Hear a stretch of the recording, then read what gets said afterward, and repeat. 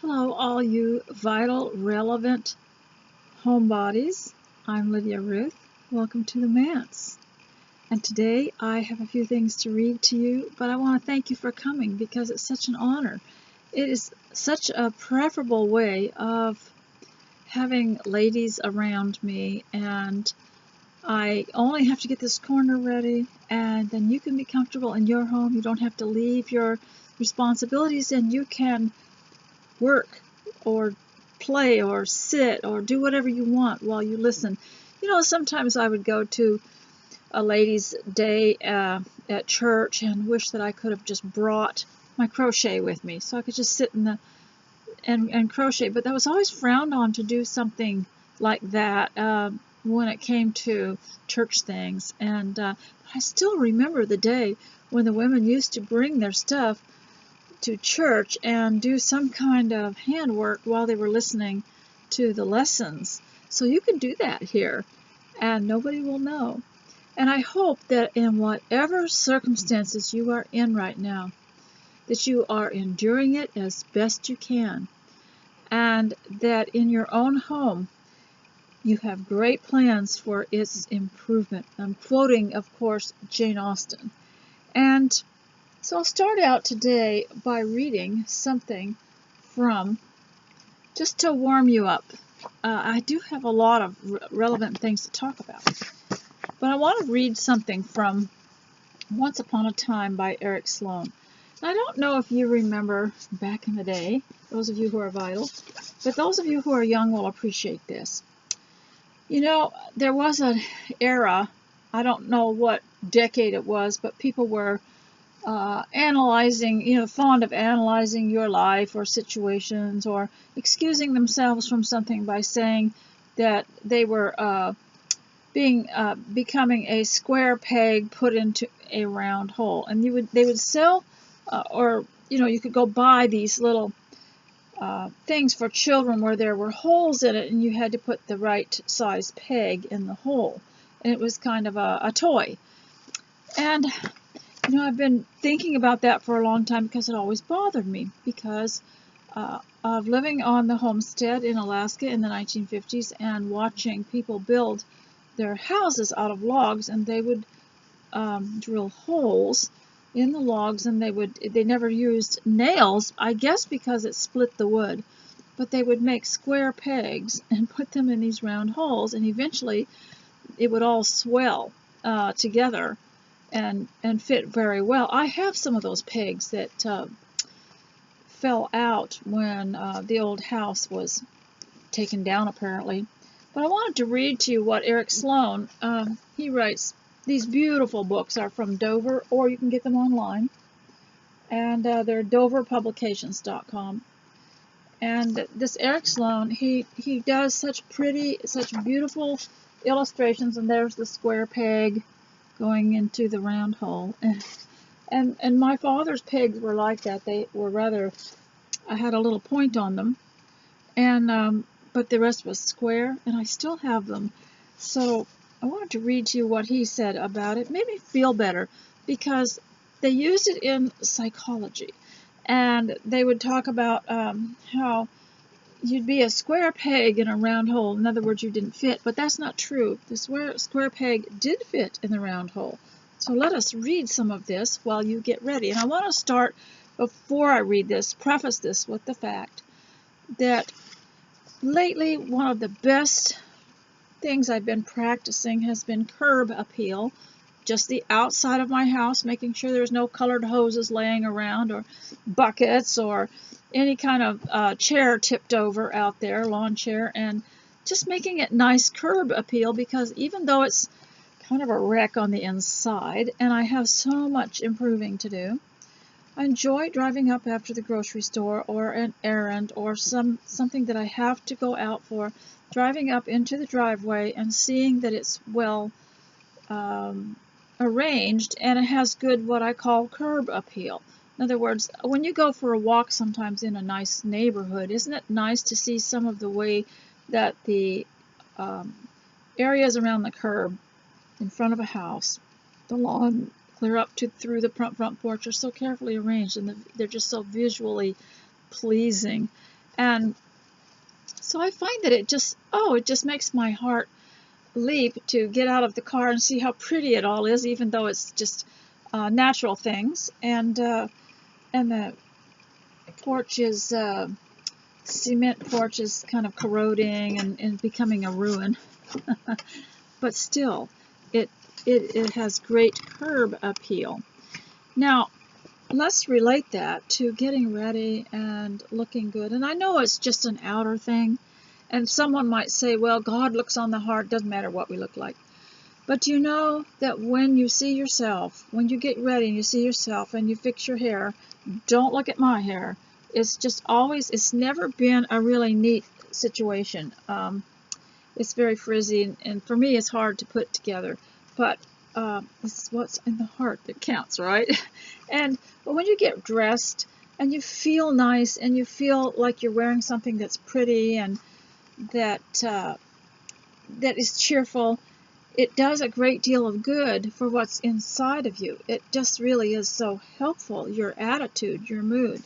And I read to you before about avoiding anxiety if you possibly can. I'm sure we all are going to have a certain amount of it, but unnecessary anxiety is very important because it, in a way, discredits our great God. It discredits our Lord, because how do you think people are reacting to a Christian or religious person who's always fraught with anxiety and nerves and everything like that, when they're supposed to have such a great God, and He's supposed to be able to heal all wounds and comfort all sorrows and all that. And I read this to you last time, so I hope you'll pay better attention to it this time. And it was from Philippians 4. And I explained that everybody knows, finally, whatever's true, whatever's honorable, whatever's just, pure, lovely, commendable, and of any excellence worthy of praise, think on these things. And that's how to think, where you train your thinking to think these good things in place of the fear and the anxiety. But, you know, when it says be anxious for nothing, don't be anxious for anything, how are we supposed to just like immediately get in a non-anxiety mode when we've gathered all that cortisol and all that stress and tension in our bodies and minds? Well, the answer is right here. You know, God never tells us to do anything in here that He doesn't give us the equipment and the tools to fix it, to do it. And the tools come over here earlier in the chapter 4 of Philippians. You need to memorize this part too. Rejoice in the Lord always. Let your reasonableness be known to everyone. Do not be anxious about anything, but in everything by prayer and supplication, with thanksgiving let your requests be made known to God. And the peace of God, which surpasses all understanding, will guard your hearts and minds in Christ Jesus. And then when it goes into, finally, brethren, whatever's true, whatever's lovely, it says, practice these things, and the God of peace will be with you. Now, let's just double up when you get a feeling that there's going to be something stressful or some anxiety. Don't wait until you need it. Every day, double up on your rejoicing, on your reasonableness or moderation, which means refinement and kindness, softness, smoothness. Double up on that. Double up on the prayer.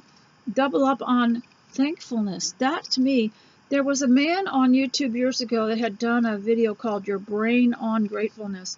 And it was really amazing how it affected the rest of your body. And so double up on your gratefulness, even if all it is being grateful to be awake in the morning and that some things are going well for you. Just be grateful. And then it says, in everything by prayer. So double up on your prayer. And it says, let your requests be made known to God.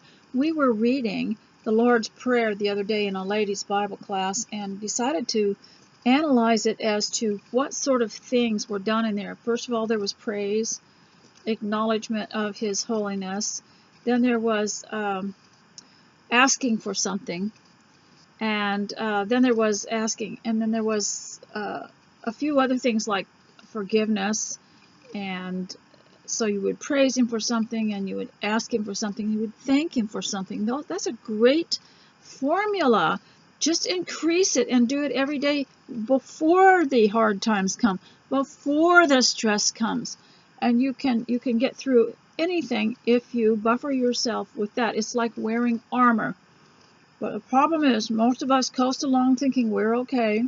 We don't need too much to do too much personal fortification or prayer. And then something hits us and we seize up with fear, just like Mrs. Bennet.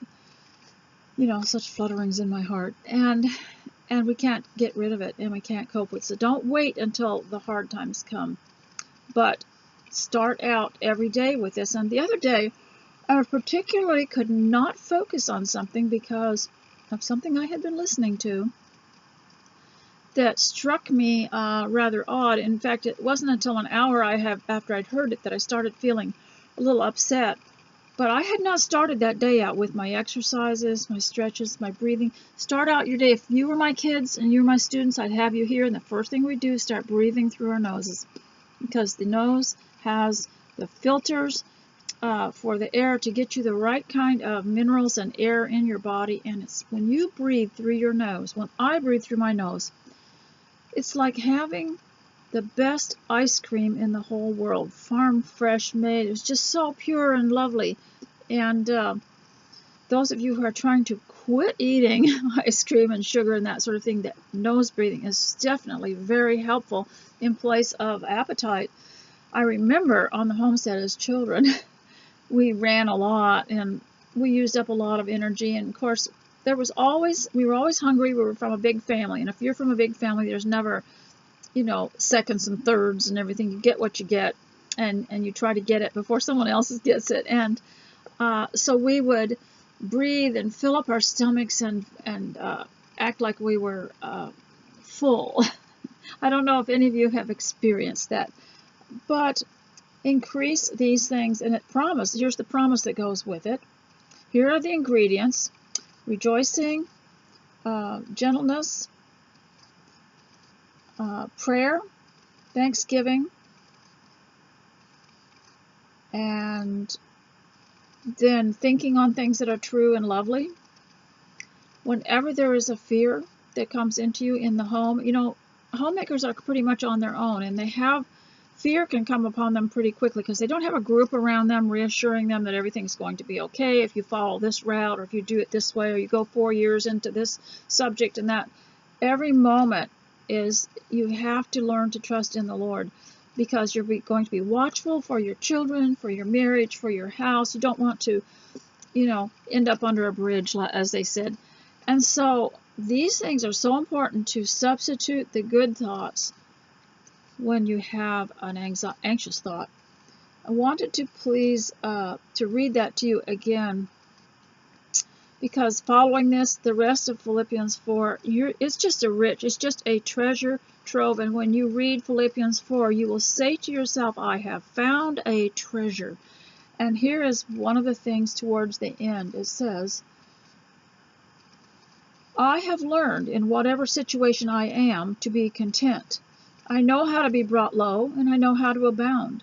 In any and every circumstance, I have learned the secret of facing plenty and facing hunger, facing abundance and facing need, and I can do all things through him who strengthens me.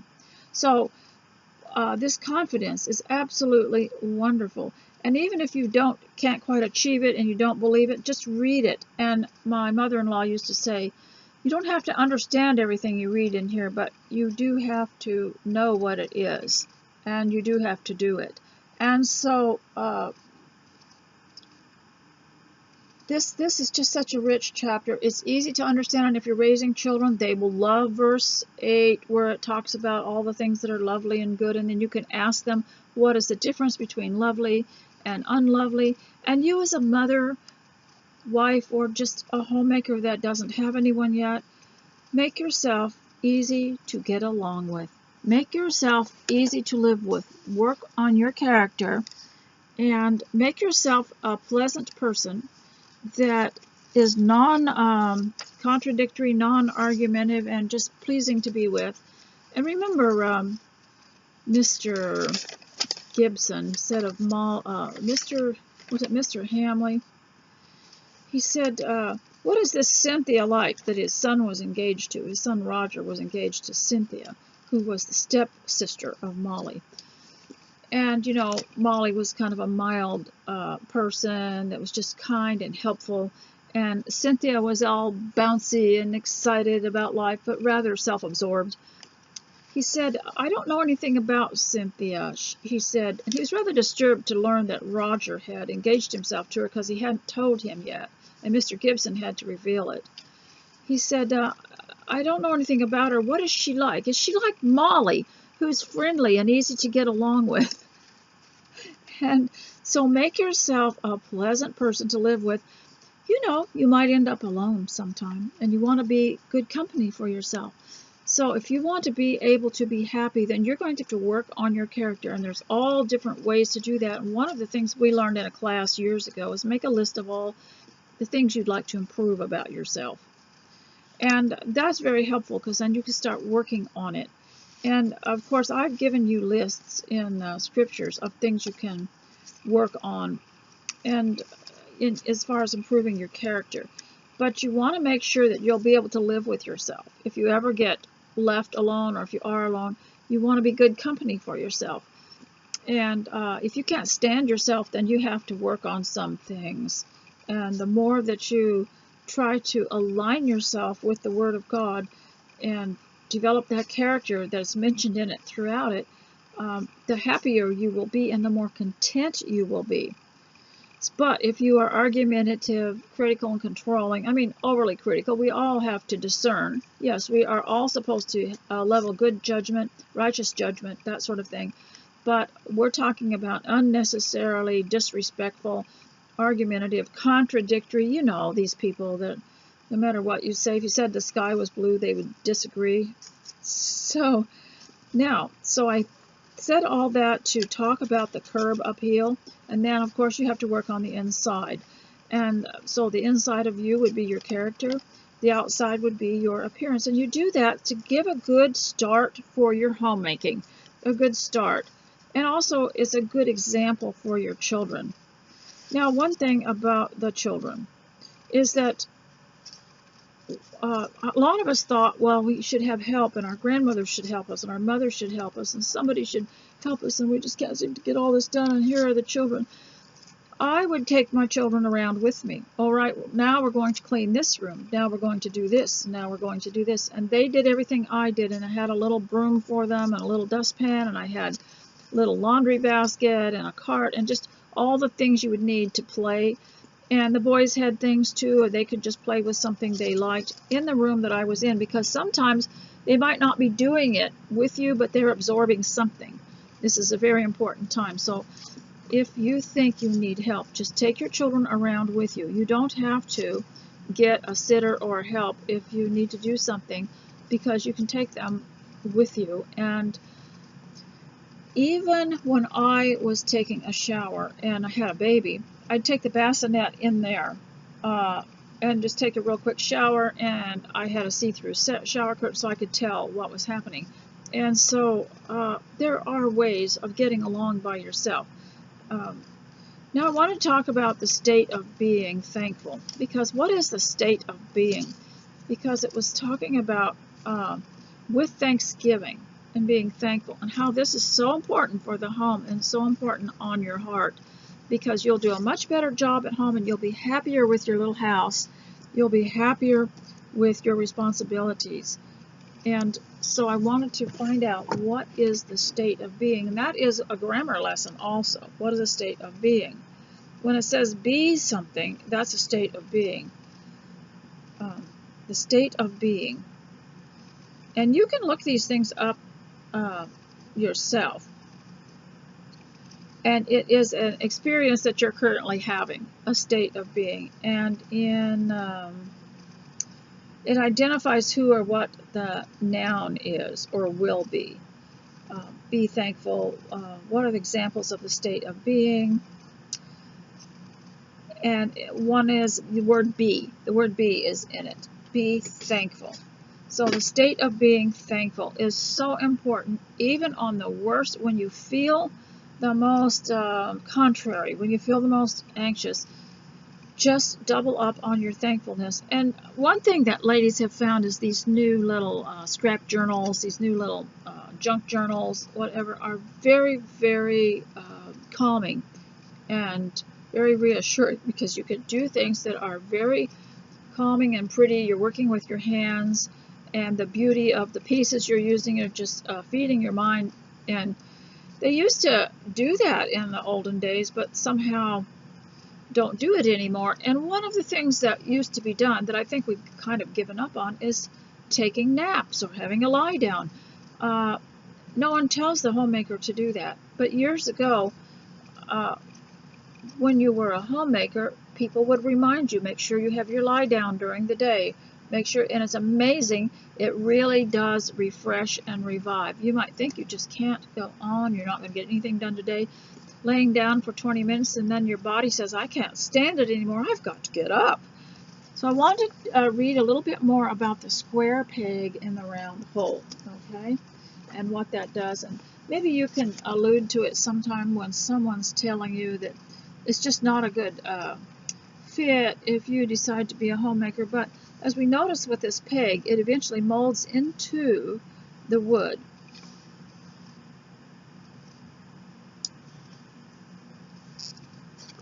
Nails were seldom used. It's talking about the old days. And there's a picture of a rocking chair and tells all the different kinds of wood that and fasteners that were used for this rocking chair.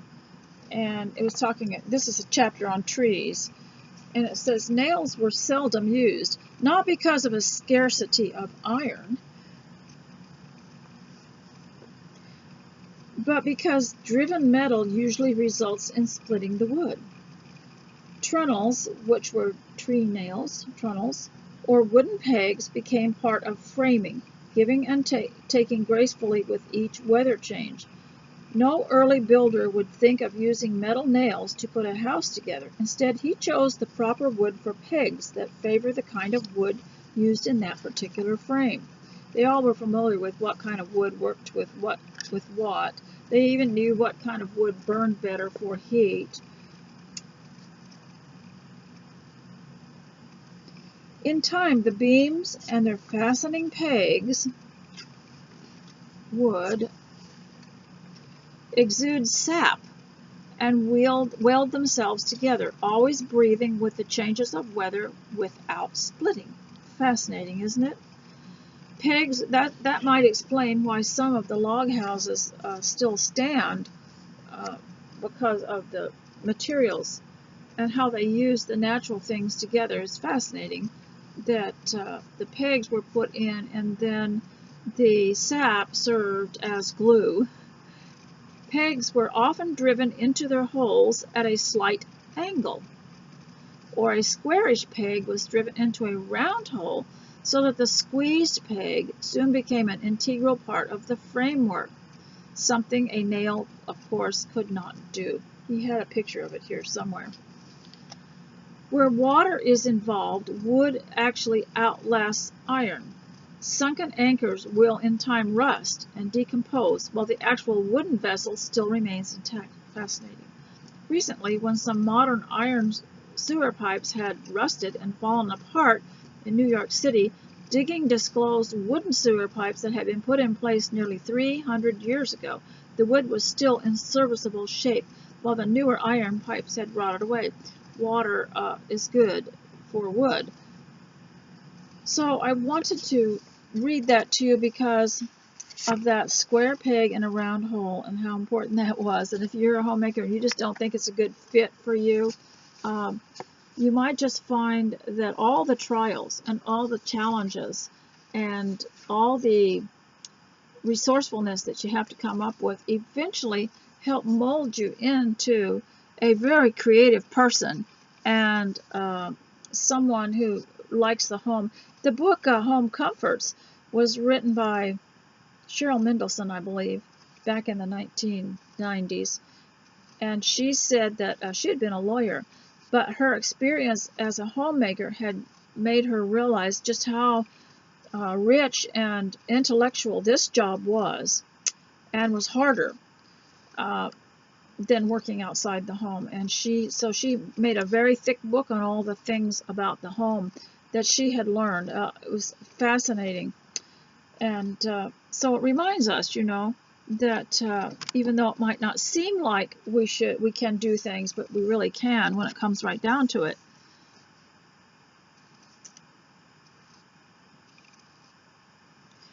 Let me read some different things here too that I have written down. So make yourself easy to get along with, and make yourself attractive to yourself and your children in the morning. And I want to talk about intermittent leisure. Intermittent leisure is so different from the way the world runs everybody. They run us, the commercial world runs the world like it was robotic. You have to, be there so many hours a day. You can only go and shop during this hour and that hour. Those who work outside the home have to get up at a certain time, and they're not let out till a certain time. It's almost like incarceration. And yet, when this man here, he talks about when life was more individual and people had their own individual work and produced something, that people rested when they felt like resting and when they needed to rest. And I observed this too, because I grew up more of a rural type of life, and I am surrounded by beautiful farmland. And when it's a pretty day, or even if it's a foggy day, I always made the children go outside and let's see what we can appreciate about it. Let's enjoy the mystery of the different kinds of weather, because that's part of homeschooling. You don't just sit there and do all these lessons like you would in a public school and not look out the window. You actually park them next to a window and make them look out the window. Well, and let them daydream a little bit, because that's better for them. That's a better education. And so I think it's really important to have intermittent leisure. That does not mean laziness, but it's just like all those other shields and buffers I was telling you about, like being thankful. And sometimes it's good to stop and take a little rest and think, and pretty soon your interest is stimulated and you become more creative. You'll find out that's true.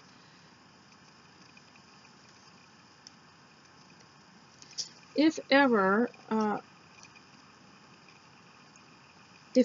I am just silent here, you can just work at something, because this isn't really designed to look.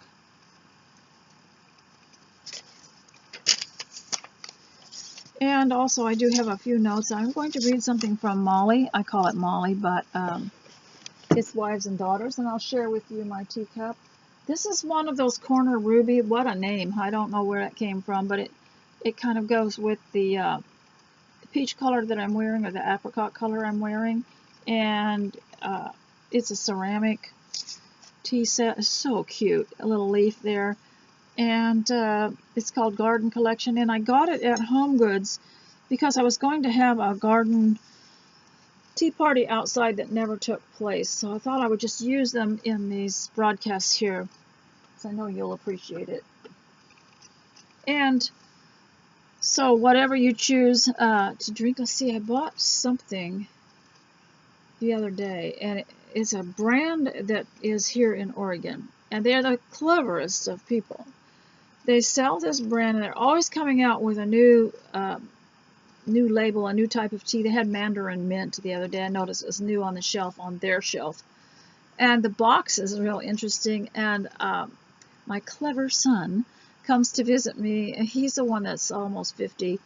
And he said, you got any new tea? And I showed him, and I had bought him an extra box and handed it to him. And I said, and he wanted to get the tea bag out and start making a cup of tea. And I said, you're not allowed to do that till you do the exercise on the box. There's an exercise on the side of every box. And so I make him to do the exercise. He does it. And I'm sure he tells everybody. I was over at my mom's house, and she made me do the exercise on the box before I could have the tea. But not only that, but you rip open the little tea bag and pull out the string. It has a tag on it, and the tag gives you information about what a great day you're going to have. and which I think is great because it's a whole lot better than reading tea leaves, like they used to do that. They just do it ahead of time. They just tell you right on the tag, you're headed for great things. And we are so tickled when we read that. We just enjoy it so much. And I make him do the exercise. Oh, I do the exercise on the box too. But now I have a dozen of these boxes of different kinds of tea from this company, and try to do all those exercises on the box because I tell him, you have to do the exercise on the side of the box because the tea won't work unless you do the exercise first. And then you have to read the little tag because it's all together. It's a formula that they use together to make the tea work. And of course, I just made up that narrative, and he knows me well enough to know, that I'm at it again. And so I wanted to also say two things about the home before I get to reading Molly, and that is that your work at home, those of you who are in it over your heads like me, I've just staged this little corner to fool you. I know all about that. You can, think about staging your house. It's a kind of a play-like thing where you stage your house to make it look like it's very elegant. Remember I made that tea, the little teacup the other day with the cinnamon in it. And I found things around the house to stage it with and enjoyed it. I enjoyed housekeeping more because after each task I would do some little thing to make it look like a grand place. And so you can stage your house by cleaning it and keeping it nice, and that is a fun thing to do. And I had a friend once that said that she got a little bit discouraged with her home and her house because, you live in it and you're going to be eating and, cooking and eating. So, of course, there's always something to clear up or clean up, and even with help, it's still going to take a lot of your time. And she said one day she got kind of tired of it, and she was home alone, and she said she got up and put on a costume that she had and pretended to be a maid that had been hired for this house, and then she could complain, look at these people, they don't ever pick up after themselves, look at these people, their laundry's not done, and she just became she just had a fun time with it, and then wrote a little story afterwards. And so you can bring your cheerfulness into it. Another thing too is when things get a little bit, and this will happen to everybody, they can get a little discouraged or a lot discouraged at home when they are picked on, or when people are not edifying enough. We always remind our family to edify. Edify means to build up. So don't say anything that doesn't edify. And if you have to say something that maybe is correcting or something, make sure to do it in an edifying way. And so you can get a little discouraged, especially if people are not on their best behavior and they're not being respectful to the homemaker. And the homemaker gets a lot of this. My advice is the instinct you have is when you've received a huge amount of criticism, let's say you've got somebody there, or maybe it's your own relatives or whatever, and they get a little bit high-minded and haughty, and they start to criticize you. The tendency and the instinct is to get in the car and go somewhere else, or just leave the house. And I would say that's a big mistake, because what's happening is you're out sitting in the parking lot at the Walmart while they're enjoying your nice home where the tea kettle is. So you stay home, and you make them uncomfortable by being upright and cleaning. What I like to do is, if there's any kind of suggestion of unpleasantness, even discussing bad news, which I dislike intensely, I'll just get up and start cleaning and puttering around and everything. It's very edifying for me, and it's like the fortification for me. It's like personal care. It's like having that shield there before the cortisol comes and protects me. So just get up and busy yourself and do something interesting, hum a tune, start writing in your notebook, and you don't be the one that leaves, because that's your home that you worked for. You just now finished, doing something in it. You worked hard. You've done the laundry. You've done the dishes. So don't you walk out and go right around when you get discouraged. let them do it. And so regarding people who are disgruntled, let's say you have, every family seems to have a cousin or a niece or a nephew or somebody that is very critical, and especially critical of the homemaker, especially if she's been a homeschool or schooler, or she goes to church, or she lives a pure life at home. She doesn't have all the electronic equipment, and she just really, they'll tell her she's living in an alternate reality. Don't you love it?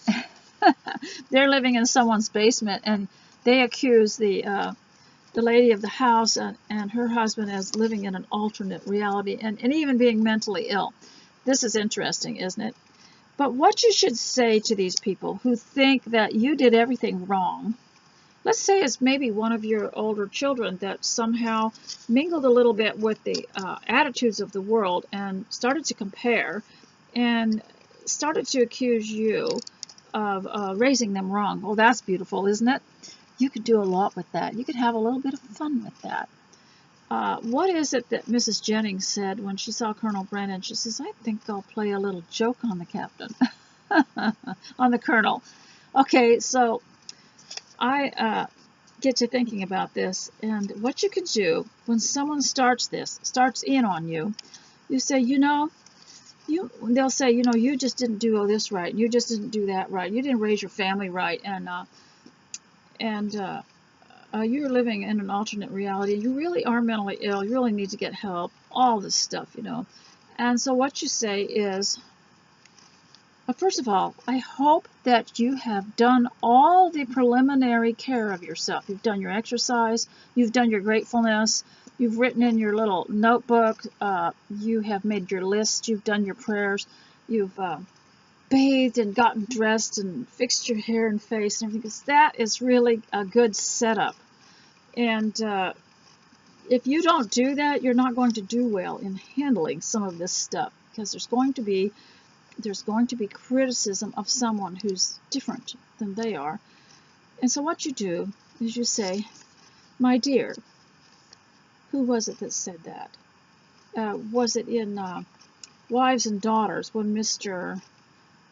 Hamley was talking about Molly's father, and he was kind of brash, and he said, I just thought your father would have married by now.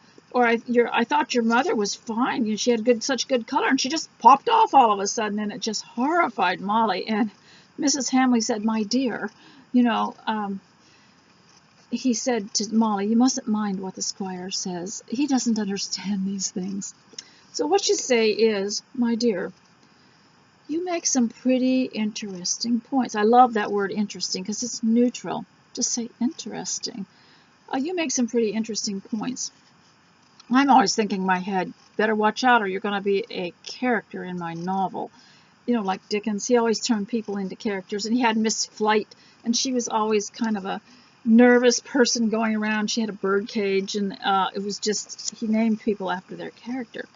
Well, you say, my dear, you make some interesting points. But you know what? You're very young, and you have a chance to do it right. You have a chance to do it better. You can start from scratch. It's too late for me. I've already had my family, and I've already, we've already paid for our house, and we've already, got our things and our furniture and everything. I want you to go out there and just show us how to do it. Show us what's right and do better. And, isn't that, that sounds sarcastic, but don't we wish for the next generation to do better? Yeah, let's see you get married, have a couple of children, buy a house, keep the house, take care of your things, take care of your furniture, look after things that need to be looked after, learn to cook and everything. You do it better than I did, and I'll be so proud of you, and maybe you'll be able to help me keep my house better, or be a better cook, or something. And once you challenge them for that, they probably will say something even more sarcastic, and you'll say, well, I'm just waiting and looking forward to the results, because you've got it all figured out apparently, and you know how to do better. So I want you to do better. You just sit down now and you make a list of what you're not going to do, and what you are going to do when you become a wife and a parent and a homeowner. Um, because even the way we live out here in the manse in the country, every now and then somebody that we don't know very well but somehow observes will say something about it, like, why do you live out here? You know, you don't have to live like this. You could live much better somewhere else or whatever. Well, you know, everybody's different, and we live this way because we want to and we like it. So I like to smile and say, because I like it. I have lived in many different places. I have had really nice homes. I had a home once that had a swimming pool. I would not go back. I like everything the way it is here. Once you get things like that, you've got to look after them. You've got to have the repairs, and then there's the danger and things like that. And then there's the high payments and the taxes and things like that. So I will hear things. You will too. You will hear things like, "Why are you living in this crummy place?" You know, and who was it that said, "What a dump"?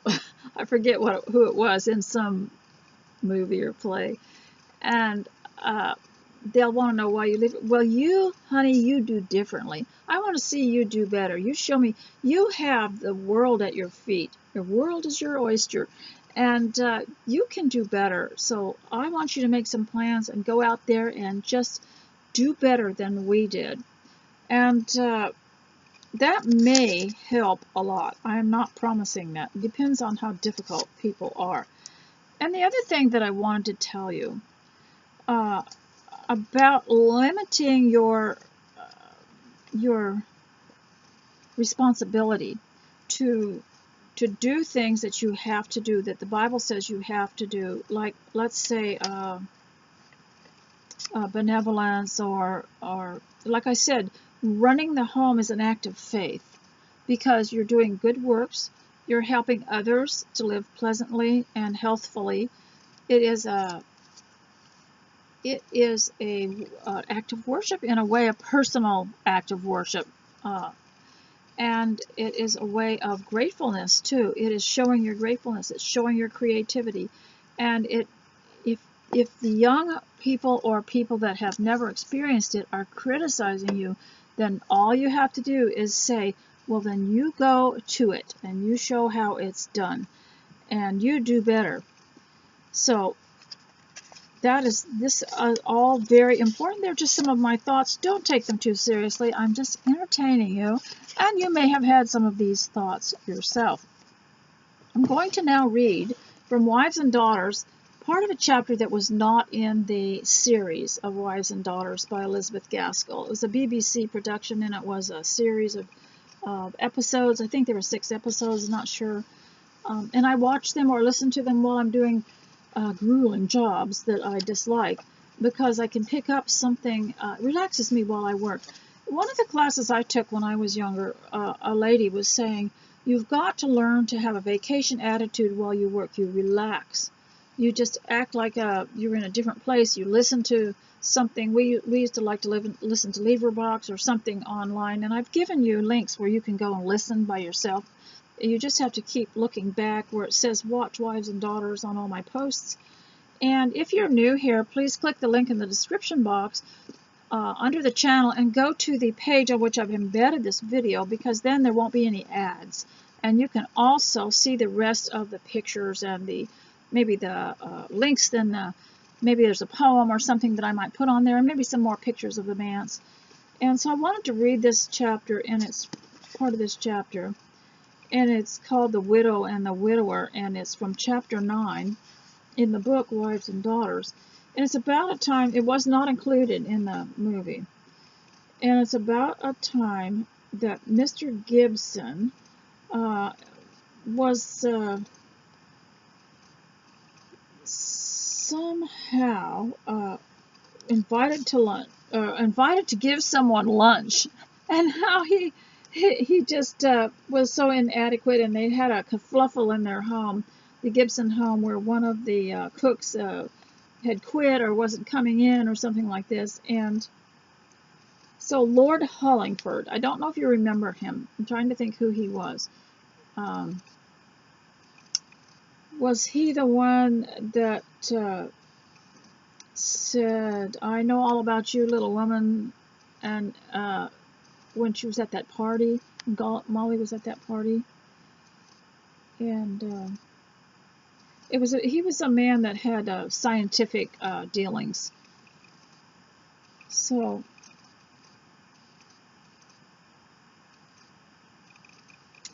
his domestic rows had not healed in the least, though he was obliged to put the perplexities on one side for a time.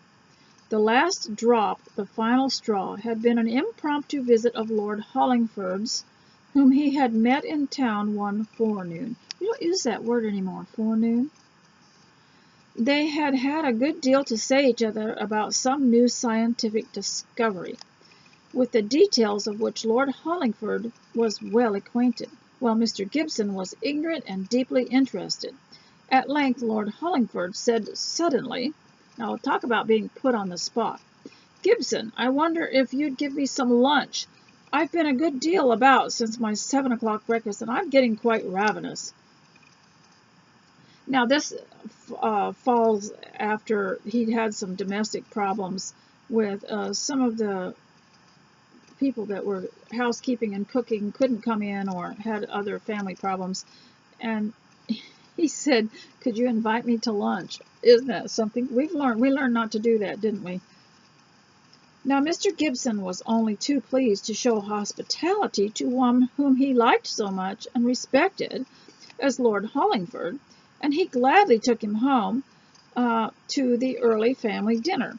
But it was just at the time when the cook was sulking at Bertha's dismissal, and she chose to be unpunctual and careless. There was no successor to Bertha, as yet appointed to wait at the meals. So though Mr. Gibson knew well that bread and cheese, cold beef, or the simplest food available would have been welcome to the hungry lord, he could not get either of these things for lunch, or even the family dinner, at anything like the proper time, in spite of his ringing the bell as much anger as he liked to show for fear of making Lord Hollingford uncomfortable. At last dinner did come, but the poor host saw the want of nicety, almost the want of cleanliness, in all its accompaniments: dingy plate, dull-looking glass, a tablecloth that, if not absolutely dirty, was anything but fresh in its rumpled condition, and compared it with his own mind with the dainty delicacy with which even a loaf of brown bread was served up at his guest's home. He did not apologize directly, but after dinner, just as they were parting, he said, "You see, a man like me, a widower, with a daughter who cannot always be home, has not a regulated household, which would enable me to command the small portions of time I can spend there." This is interesting because he mentioned how even a loaf of bread could look beautiful on a fresh cloth. And I remember, I've forgotten who it was and what book it was in.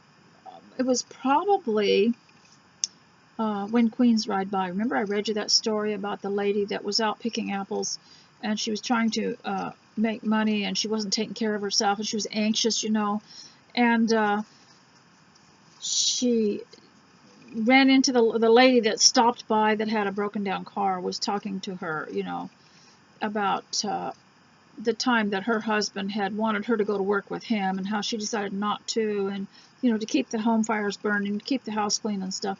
So afterwards Jenny went into the house, and she bathed the children, and she cleaned the table, and she cooked a dinner, and she put out a clean tablecloth, and then she polished an apple and set it down on a plate for her husband. And just that act of putting that there just sort of made everyone so comfortable. Some of the simplest little things, well done, are so comforting and so glorious. And if you had a movie with a camera on that, and there are these girls that do wonderful slow living videos on YouTube, and I just like to watch them because they'll show the and the sound of the steam coming out of the kettle and the water running out of the faucet, and chopping something, and just beautiful natural music.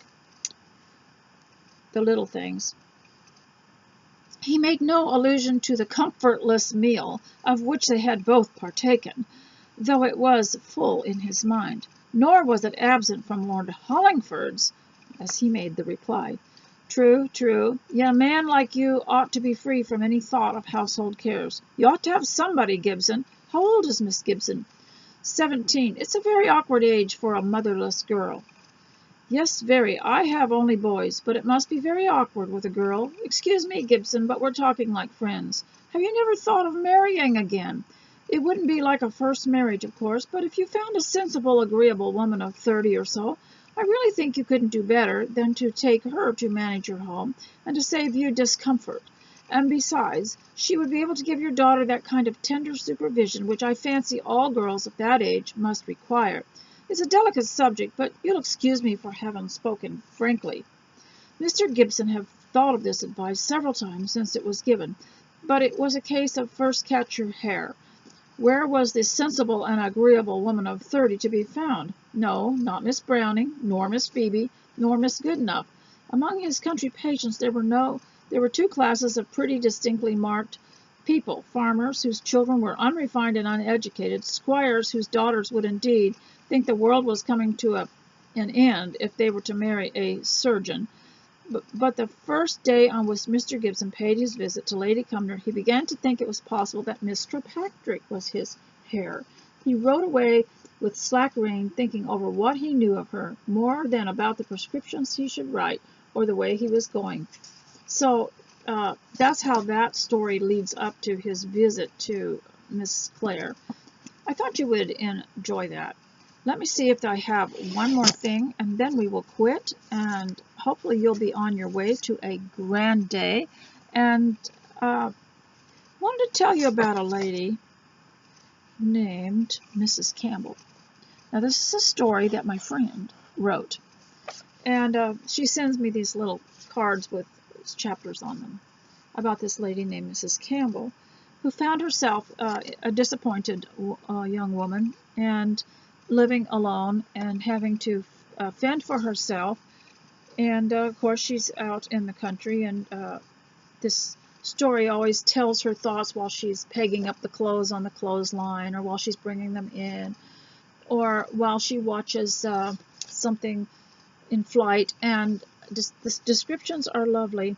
And she did find that there was a man that came out to repair her roof, and he came out to repair her roof on her house, and I haven't quite figured out whether she was a widow or just never had married. And she had inherited a house. It wasn't a very good one because the roof was leaking, and she had mentioned it to someone, and they found a friend that could come out and repair it for her. And he was quite taken by her, and she wasn't always looking at her best, but he liked her, and because she was a homemaker, and she cared about her house, and he thought she was a gentle woman. So they decided to get married, and it was such a low-key deal that this wedding was almost disappointing. It was like Ray and Livy in the minister's parlor, you know, when they got married, with just the few members of the family around. And he always felt sorry for her because the lackluster wedding she had. So he was trying to make it up to her by making things more festive. And, he would think of things to do that would create memories that she could write in her journal that were actually pretty great. And so he made a big deal of their first meal together and their first walk into the sunset together, and it describes that these things were actually brighter than the actual wedding, and he was always trying to make up for her disappointment because she didn't get one of these traditional weddings. And I thought that was real interesting that the two of them made life better and kind of lived a private dream of their own by doing the things that they missed out on in a different way, or doing them in a better way. And I can't tell you how much fun it is to hear from this lady who likes to tell stories. And she has a this lady, Mrs. Campbell, had a little habit, and that was when she was alone, she decided that she had to do something to make her life different, so it wasn't all labor. So what she did was she would make up a story, and then she would paint a picture of it. So she had this little book where she'd write her little story first, and then she'd paint a picture of it. So when this man met her, she already had quite a big volume of things, so that, you know, she could show something for her life, something that she had done.